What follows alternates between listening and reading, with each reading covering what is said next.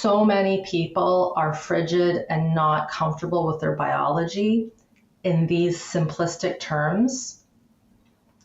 So you throw them in, even if it's supervised and it's just you and someone you trust, and this little gram of psilocybin opens up something you've never felt before, and you've never even considered how your digestion works or how your heart rate works, and you don't know how your heart rate is governed by a part of your vagus nerve, all these things.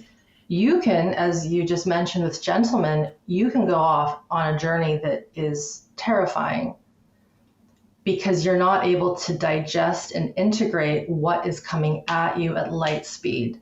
Because not only are we processing the stuff from this lifetime, our in utero life, our transgenerational life from our parents, and I believe in past lives, intergalactic life. So all these lives that one might say our soul keeps, that is a lot of energy to pack in one little sit.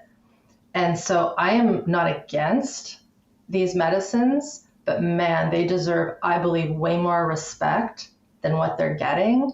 And I actually fear a little bit if it becomes fully legal, and I might get, slapped for saying that. But I've seen what had occurred here in British Columbia. That's where I am, or in Canada, when marijuana was legalized.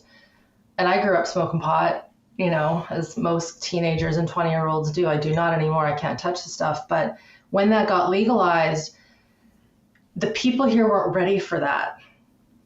And so now it's a crutch.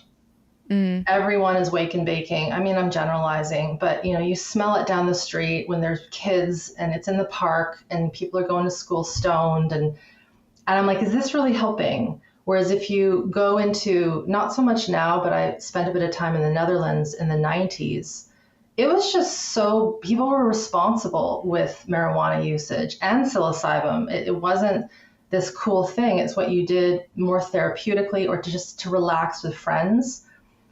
So someone might say, well, Irene, if this stuff gets approved, then we can help all these people with plant medicine. I'm like, I get that, but you're missing the part that comes before, which is building foundations so that when that occurs, that person knows what to do.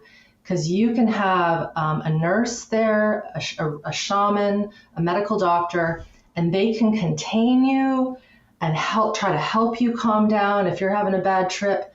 But if you don't know how to manage your internal physiology and what you're sensing introspectively and what you're seeing in your mind, they can't control that unless, of course, they sedate you with a pharmaceutical sedative.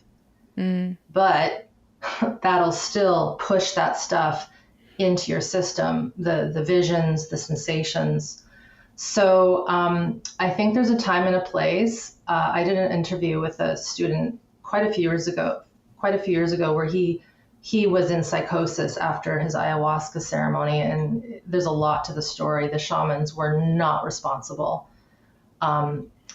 And it was really sad to see how many people had negative comments. Like, there's a lot of positive comments and people had similar experiences, but a lot of the comments, Candice, were like, oh, well, he was clearly needing this experience. I'm like, no, nobody needs to go into a psychotic break.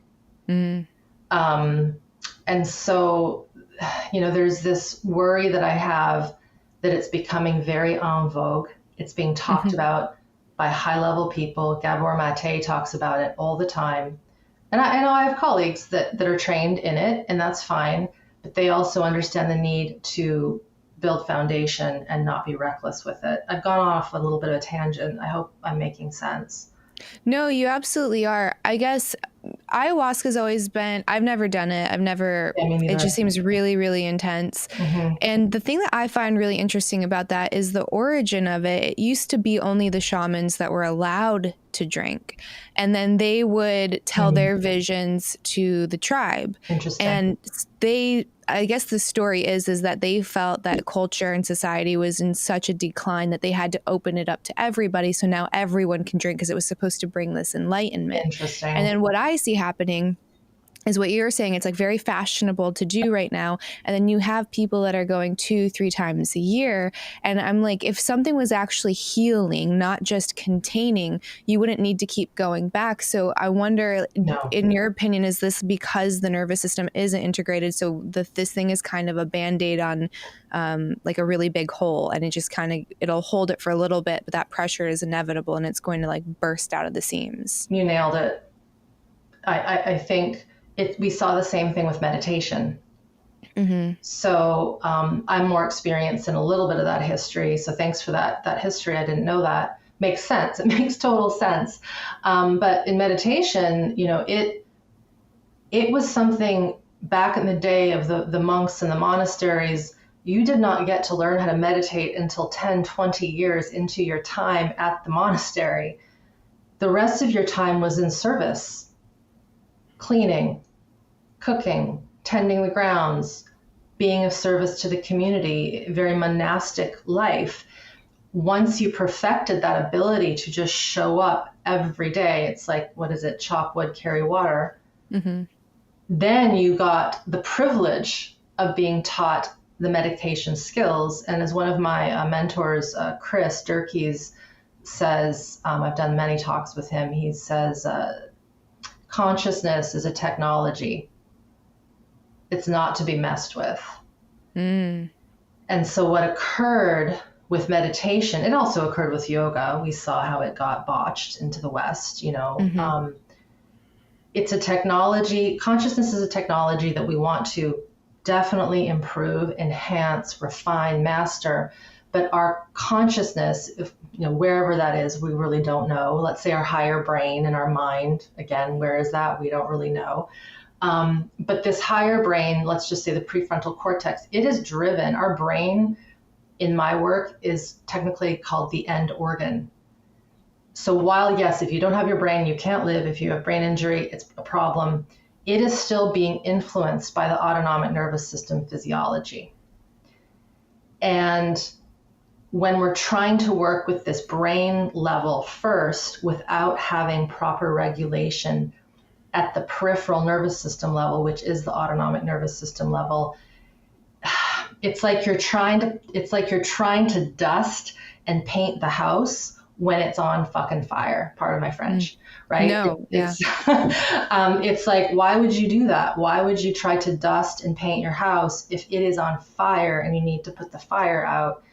And so what I've seen is this, it's like we just keep doing the same thing. We're like, okay, here's a cool thing that is from ancient ways, right? Meditation, mm-hmm. plant medicines, yoga.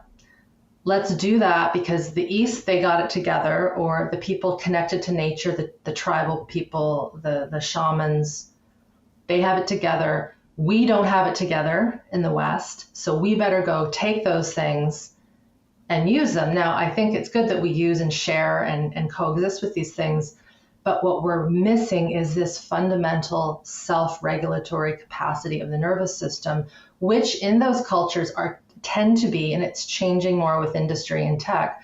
But if you go into the forests, the jungles, the nomadic tribes, they are with their babies. They're sleeping with their babies. They're not punishing their babies when their babies punch and hit. They're feeding babies breast milk. They're not giving them all the crap that we tend to give them. I know you won't do that with your kids, but most people do. They're not getting screens. They're not being put in chairs at a school. They play, they connect, they have all diverse family members around them. They're with animals. They're walking barefoot. They're climbing things. They're not in jolly jumpers. They're not in cribs. They're not being taken out of the womb by a medical doctor wearing a mask, patted, shook, weighed, pricked.